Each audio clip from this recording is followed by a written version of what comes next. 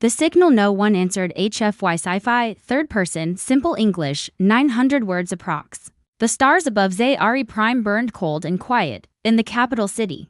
Alarms echoed through the silver towers as citizens ran for shelter. Sky barriers flickered weakly while fire rained from orbit. The attackers' strange, insect-like ships with glowing red engines showed no mercy. They didn't speak, they didn't warn, they simply arrived and destroyed. Ambassador Creel stood in the central command chamber, eyes wide with disbelief. Our shields are failing, said a frightened officer. Zone 6 is gone, Zone 7 collapsing.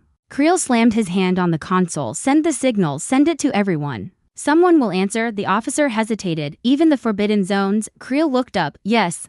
All of them. We have no choice. And so, with trembling hands, the officer activated the ancient distress protocol. A pulse of light shot out into space, coded in every major galactic language, a call for help. The signal raced through space, hopping across satellites, bouncing off old relay stations. It reached the peaceful Alarans. They ignored it. It passed by the proud Galari Empire. They blocked it. It reached the feared Naxxar Alliance. They laughed. Zayari were peaceful, soft-spoken, and never involved in war. No one wanted to fight on their behalf. Their enemies were too powerful. Their friends were too afraid. One by one, the signal was silenced. But it didn't stop. It kept going past known space. Into the dark sectors, into the place maps labeled only as Deathworld 01, and there, the signal was heard. Far from the galaxy's center, Earth had gone quiet. No contact, no trade, no fleets. For over 200 years, no ship had left the solar system. Many believed humanity was extinct, others thought they had given up. Only a few knew the truth. Earth wasn't dead, it was watching. High above the planet, a black satellite orbited silently. It had no markings, it didn't emit signals. But when the Zayari distress message passed by, the satellite blinked. Once, twice, then fully powered on. Deep below Earth's surface, in a forgotten bunker covered by rock and ocean, something old woke up.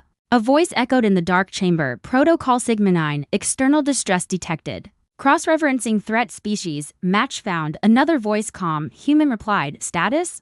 Non-human attack force targeting peaceful civilization. No military response detected. No allied aid. A moment of silence. Then the human voice said, it's time. In the control room, red lights blinked to life. Old systems rebooted. Ships hidden in deep silos began to hum. AI cores loaded ancient war maps. Earth didn't panic. It didn't shout. It moved like a machine with purpose. The Death World was awake. Back on Zayari Prime, Ambassador Creel stood near a giant window, watching his world burn. His assistant whispered. No one answered. Creel didn't reply. He simply watched as another tower crumbled in the distance. Then, something strange happened. The enemy ships, once moving fast and wild, suddenly stopped. Every single one, hanging in the air like frozen insects. Confused. And then they turned. Not toward the cities. But upward, toward space. Creel blinked. What? What are they doing? A communication officer shouted. New object entering orbit. It's not them, it's something else. Friend or foe? Creel asked. The officer stared at the screen. I don't know. A black shape descended through the clouds, silent, smooth, no engines, no wings. It didn't flash, it didn't glow. It just existed. One of the attackers tried to shoot it. Their beam hit the object. Nothing happened. Then, in the next second, the attacker exploded without sound. No blast, no trace. Just gone. The black object kept descending. In a hidden chamber on Earth, the human voice returned. Signal received. First response unit deployed, awaiting secondary input. A second voice, female this time, spoke softly. Let's see if they understand the message. On Zayari Prime, the black object finally stopped above the capital. It hovered silently. Then, it spoke, not loudly, not in words, just stay calm. Deep voice inside every Zayari mind. We heard you, we are coming, stay behind the line. And then it vanished, just like that. The attackers tried to regroup, but something was wrong. Their systems glitched, their ships spun out of control. And from the edge of the sky, more black shapes appeared. 10 of them. No names. No flags, just presence. Zayari command watched in silence. The attackers tried to run, they never made it. Ambassador Creel fell into his chair, stunned. The officer beside him whispered, Who? Who are they? Creel whispered back, I don't know. But they weren't answering for us. A voice echoed softly through the room, not from the comms. From inside the ship. From inside their minds. Next time, be careful where you cry. Asterisk stars. Above Earth's orbit pulsed softly, as if aware that something ancient had stirred. High above the moon, an old defense satellite blinked after 2 centuries of silence. Its sensors calibrated, its memory core unlocked. There was no noise, no celebration. only awakening. Deep beneath the Rocky Mountains. In a facility so hidden it didn't even exist on Earth's own systems, humans were moving again. Not civilians. Not soldiers. The Watchers. They were the ones left behind when Earth sealed its doors to the stars, not to hide, but to observe. They had one task: wait for a cry loud enough to matter. The Zayari's signal had been that cry. Commander Amina stood in the center of the operations chamber, surrounded by data, alien dialects, tactical overlays, historic enemy reports. She didn't ask for permission. No one on Earth did anymore. They'd earned the right to act when the time came. And now, the time had come. She stared at the projection of the Zayari system. The alien attackers were labeled unknown, but their movement patterns had already been recorded and predicted. Earth systems worked fast, not because of better machines but because of older, colder discipline. Dispatch Scythe Unit 4 to orbit, Amina ordered. Make it visible. Visible? Her officer asked. Surprised, we're showing ourselves. Amina nodded. Just one, let the others stay hidden. Message? No, she said quietly. Message already sent. Above Zayari Prime. The black shape hovered motionless. Cities below were on fire. But the attackers weren't attacking anymore. They circled nervously, like predators suddenly. Unsure who owned the jungle, then another black ship appeared beside the first, then a third. Still no weapons activated. Still no communication. The Zayari command couldn't identify their origin. No race, no code. Nothing matched, but their enemies did recognize them and began to retreat. Too late. One of the human ships vanished from view and reappeared behind a retreating enemy vessel. Without a sound, the enemy ship folded inward and disappeared like a sheet of paper burned from the center. Another one tried to escape to orbit. It didn't even make it halfway before it froze, completely locked in time. No explosion, just stillness. Then it crumbled like ash. On Earth. Amina watched it unfold through her command screen. Dozens of ships, one enemy destroyed, another frozen, all others fleeing, and her fleet hadn't even begun to fight. A young analyst approached her. They're running. Should we pursue? Amina looked calm. No, let them go. Their fear will speak louder than any attack. The analyst hesitated. What if they come back with reinforcements? Amina turned toward the room. Her voice soft but firm. Then next time we won't send a whisper. Zayari Prime fell into an eerie quiet. Fires still burned. Skies were still filled with smoke. But the attacking fleet had vanished, not destroyed, not tracked, simply gone. Ambassador Creel stood on the rooftop of his shattered headquarters. He stared at the sky, still searching for words. Beside him, the old science minister adjusted his translator unit. We called for help. And something far older than us answered. Creel swallowed. Do you think they're gods? The minister shook his head slowly. No, worse, they're humans. Creel blinked. That can't be. Earth was declared silent. Silent is not the same as dead, the minister replied. They were just waiting. Across the galaxy, in a hidden archive deep within the Golari Empire, an old warning beacon blinked red. A junior officer stumbled across the alert during a routine patrol scan. Sir, there's been activity on the human channel. His commander frowned. That can't be. Earth's been cold for generations. The junior showed him the signal. A faint echo, short, simple, but unmistakably human. The commander's face went pale. Archive that. Immediately. And then what? The commander stared at the blinking light. Pray they're not looking at us. In the Zayari system, the human ships began to fade, one by one. They disappeared from view, returning to their invisible orbit where no scanner could find them. A final message was sent. No audio, just text, in the Zayari native tongue. You cried, we heard. Do not cry again unless you mean it. Then the sky cleared, just like that. The nightmare was over, but no one celebrated. Not yet, because in that silence, everyone finally understood. Earth was back, and this time, it wasn't asking to join. It was watching who deserved to remain.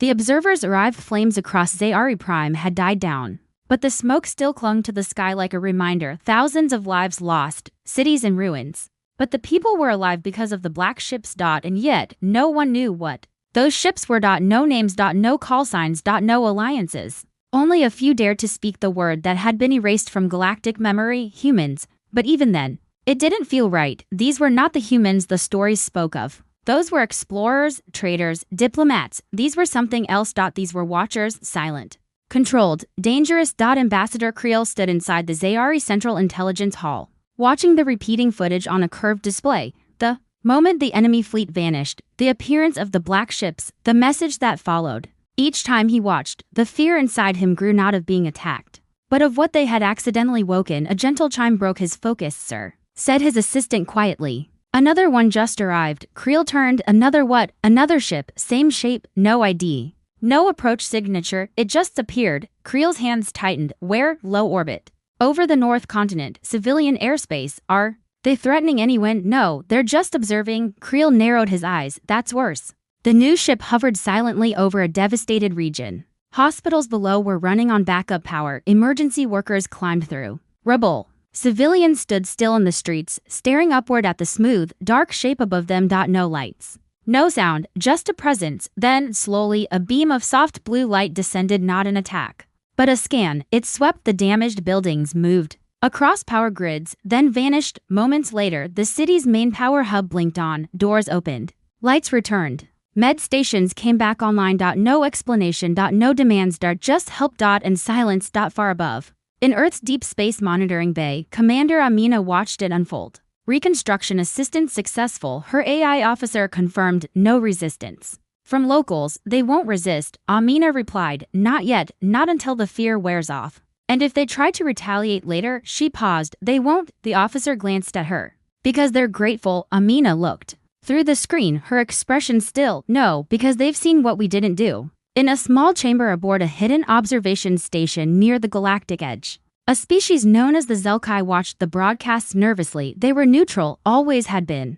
Traders, collectors of knowledge, observers of war but never fighters. One of them whispered, Earth didn't just protect the Zayari. They sent a message to the rest of us. Double quotes. Another replied, a message without saying anything. The elder of their group finally spoke. No, that was the message. Back in the Zayari capital, panic had shifted into confusion. Who were these people? Why had they come? Would they stay? And most importantly, why had they left before? Minister Vale, once a skeptic of Earth's old legends, now demanded answers. She stormed into the central archives and pulled old restricted files from the dust. A quiet researcher beside her cleared his throat. Those records were sealed for a reason. Vale didn't look up. We sealed them because we were afraid of the truth. She opened a file marked Terran withdrawal. Year 1993 GS. Inside, one line stood out. Humanity did not retreat from the galaxy. They decided it no longer deserved them. In orbit, two more human ships appeared. This time, above the Zayari Defense Ministry's sky tower.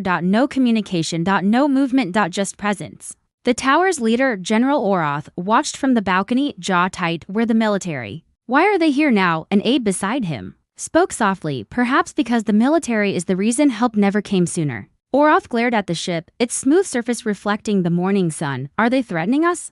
No, sir. Then what do they want? The aide hesitated, then said, to be seen. Elsewhere in the quiet of space, a single message echoed through hidden frequencies. Not to the Zayari, not to the public, but to the galaxy's oldest ruling races. A short message. No sender name. No ID. Just this, we are no longer sleeping. We did not return to conquer. We returned to observe what you became without us. At the center of the galaxy, in the fortress world of the Galari Empire, the Empress herself paused during council. She played the signal again. Her advisors shifted uncomfortably. They're watching, one whispered. The Empress nodded. They never stopped. We just stopped seeing them. Another asked, do we engage? No. The Empress replied, we prepare for war. She looked at them with a cold smile. For consequences, back on Zayari Prime, as the sun set over broken cities and rebuilt lights, the black ships began to fade again.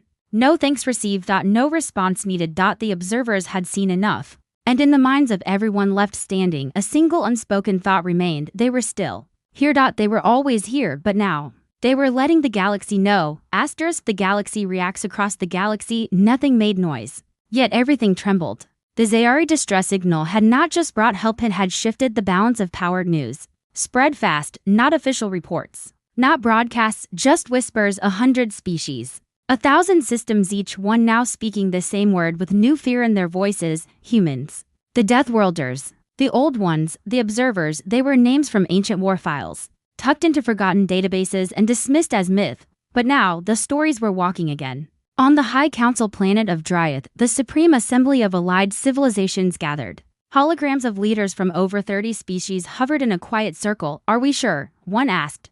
The signature matches, replied a scientist from the Lurthi race. The ships above Zayari are Terran. Their tech is not like anything else we've ever seen. An insectoid commander clicked its mandibles nervously. They wiped out an entire attacking fleet in seconds. Without casualties, without fire, a lizard-like ambassador growled. No threats, no demands. Just power, that's worse, a voice from the shadows spoke low. It's not worse. It's what they've always been, we just forgot. Silence followed, and then a message appeared on the Council's shared display. From Zayari, a single transmission. The humans didn't ask who we were, they asked who hurt us.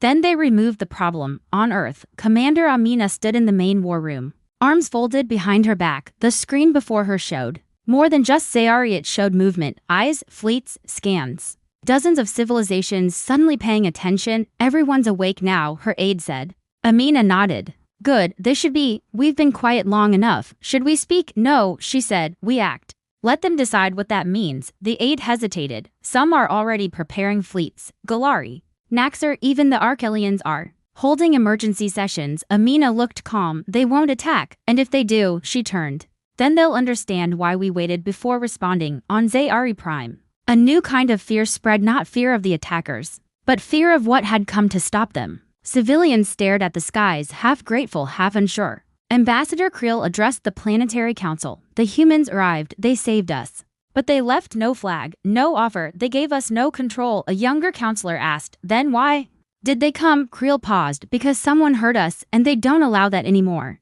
But what do they want in return? Creel's voice dropped. Nothing. That's what makes them terrifying. Far from the center in the dark belt of pirate-controlled space, warlords held a secret meeting. Their fleets had preyed on the weak for generations. Zayari had been just another target, but now? Their captains argued. Terran ships can't patrol this far. They don't need to patrol. One muttered. They just appear. We can overwhelm them. Numbers. Did you see numbers help the Zayari attackers? No, the Deathworlders erased them like dirt. Another voice added, we've angered gods. But one voice soldier, Colger, spoke from behind a visor. They're not gods. They're just what happens when a predator stops pretending to be asleep in a hidden temple deep within the knowledge world of Kilos 4. Monks gathered before a screen showing the footage of Earth's response. One elder tapped his finger against the image of the Terran warship. For centuries, he said, we taught the galaxy that humanity was a warning. That they left not because they were weak, but because they had already seen what the galaxy would become. His apprentice asked, why return now? The elder whispered.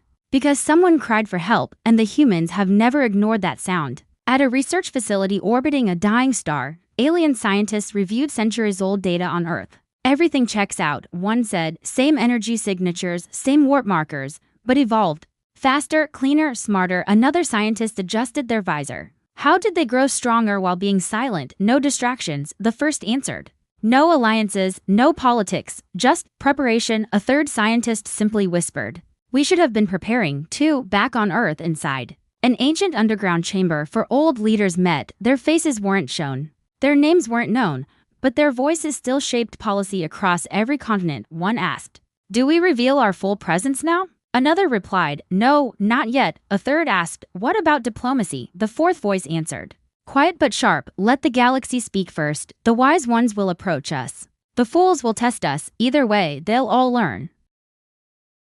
Above Zayari Prime, the black Terran ships were gone now, vanished without engine flare. Without farewell, but in the cities below, power lines remained fixed. Defense grids were left stronger than before. Hospitals now ran on technology even. The Zayari didn't understand. Nothing was taken, only given, and still, it felt like a warning. Later that night, a small child stood with her father, pointing at the stars. Will they come back? She asked. Her father looked up, uncertain. Then he said, they never left. They're just watching. Why? He knelt down and whispered, because they want to know if we'll deserve them next time. Asterisk. The return of the Deathworlders. Galaxy didn't sleep after the Zayari incident.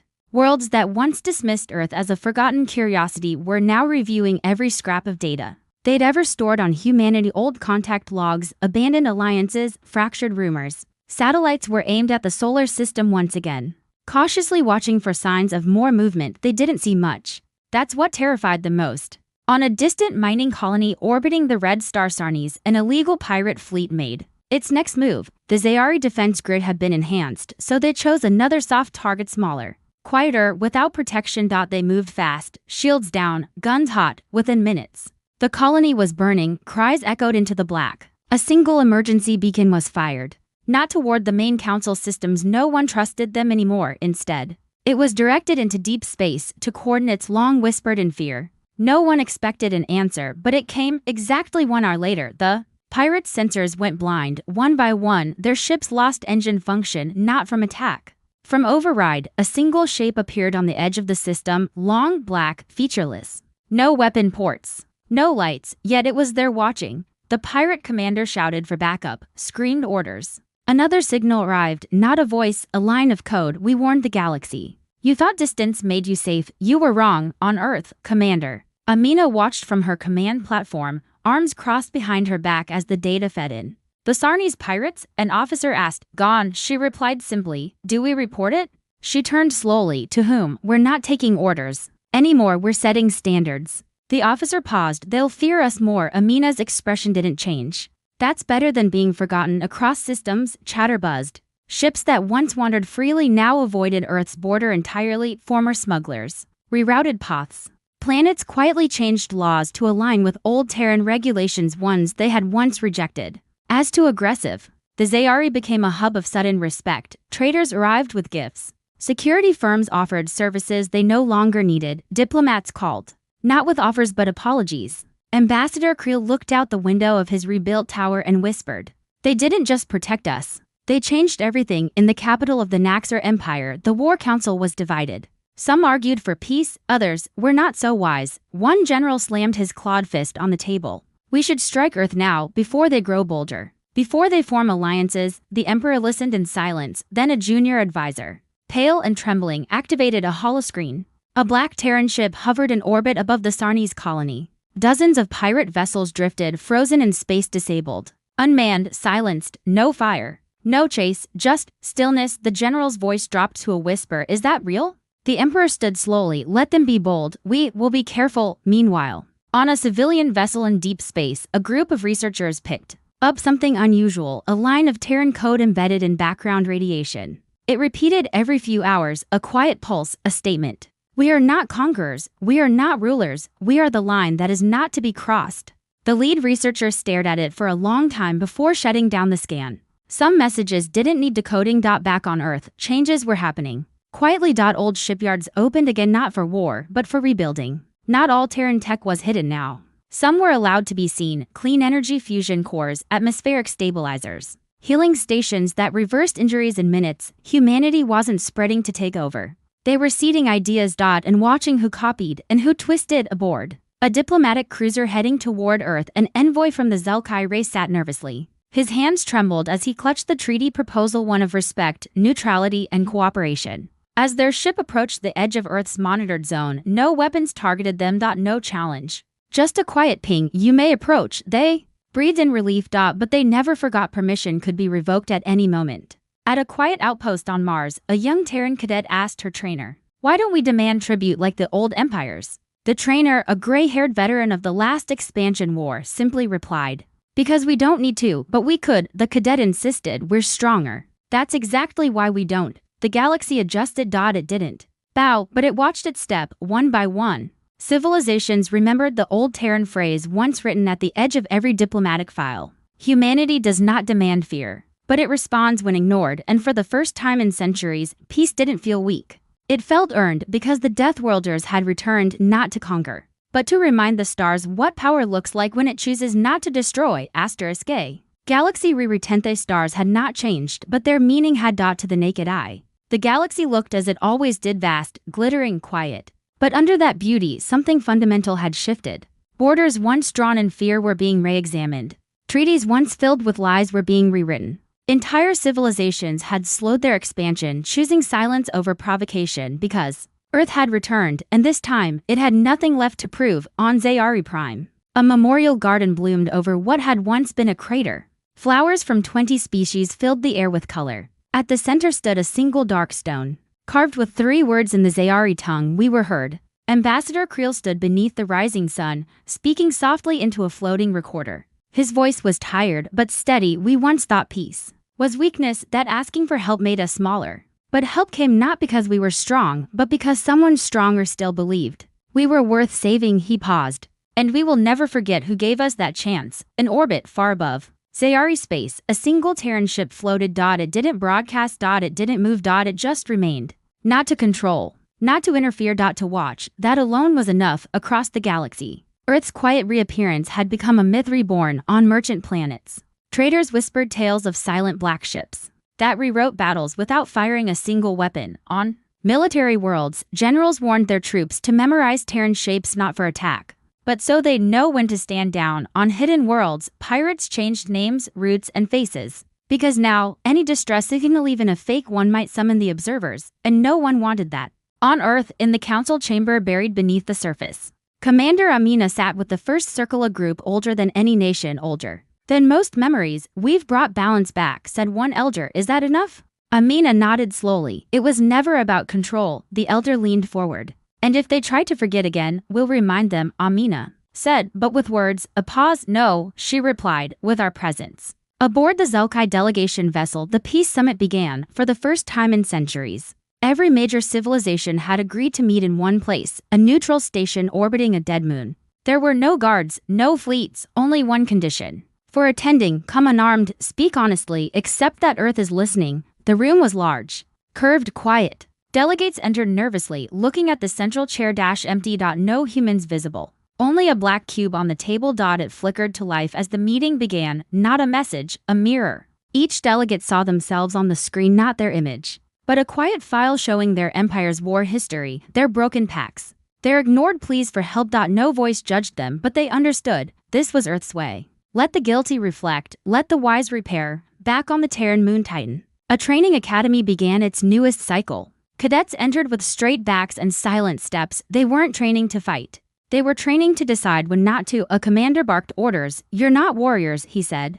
"You are consequences." They repeated it in one voice. On a far-off world, the last surviving attacker from the Zayari incident sat in a sealed cell. He had no rank anymore, no crew, only memories. Every few weeks, he was asked one question by visiting scholars from across the stars. "What did you see?" Each time, he gave the same answer: "I saw death, choose to walk away." In the galaxy's outer rim, a probe discovered a planet long believed to be abandoned. Earth, beautiful, green, blue, untouched. But as the probe drifted closer, its systems shorted, its memory wiped, and it was gently pushed back into space by an invisible force. No threat. No message. Just refusal, because Earth had given the galaxy something rare, a second chance. But that didn't mean they were welcoming visitors. At the edge of known space, a single Terran ship arrived at a system caught in civil war. Two alien factions stood, ready to destroy each other. The ship did not cloak. It did not fire. It merely hovered and waited. Within hours, the war stopped because they both remembered Zayari,